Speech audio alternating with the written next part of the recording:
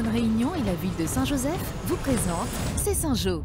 Au sommaire de votre émission, l'inauguration du terrain multisport de Carros, les préparations des illuminations de Noël et enfin le programme de l'Université rurale de l'Océan Indien.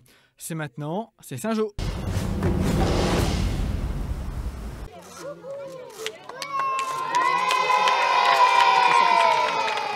Un terrain multisport pour le quartier de Carros. À peine inauguré que déjà les quelques 140 marmailles de l'école voisine profitent de ce nouvel outil avec leurs enseignants et les éducateurs de la commune. Je le trouve très bien et je trouve qu'il est mieux qu'avant. Et ça évite qu'on se fasse mal parce que c'est plus du béton. Genre je peux venir quand je veux un mercredi ou le week-end avec mon père ici, que je peux jouer au foot quoi, c'est génial. Ce terrain synthétique est bien accueilli par l'équipe enseignante, ravie de retrouver l'espace rénové après les travaux financés entièrement par la municipalité. Alors on attendait ça avec impatience parce que c'est vrai que l'EPS a une place très importante au sein de notre travail. Ce terrain multisport est inauguré après ceux du Butoir et de Vincent d'Eau. Le maire de la commune tient à développer ces constructions dans les quartiers. Vous connaissez l'expression remettre l'église au centre du village ou la mairie?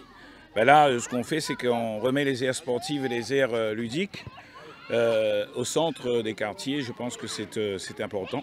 C'est à côté de l'école. C'est à côté de la maison pour tous. C'est pratique parce qu'on a les lieux d'habitation et puis c'est au cœur du quartier de Carros. Véritable lieu de vie, ce terrain idéalement situé entre l'école et la maison pour tous de Carros est aussi un lieu d'échange puisque l'on y retrouve aussi un terrain de pétanque.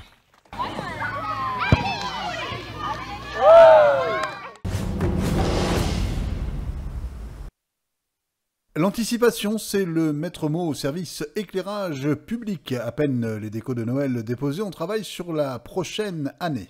On prépare plus en avance maintenant pour être vraiment paré, même dans les commandes des guirlandes, etc. Donc en fabrication, en réflexion pour les projets, comment on amène, etc. Et pour prendre une décision finale. À l'ère des économies d'énergie, cet étalage de lumière peut surprendre, mais on travaille avec des LED basse consommation.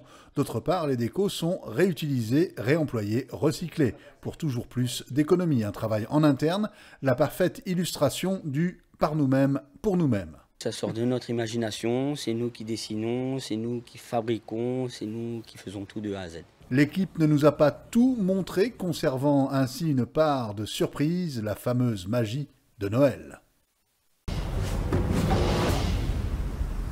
La 11e édition de l'Université rurale de l'Océan Indien se déroule autour d'une thématique, la souveraineté alimentaire de la Réunion.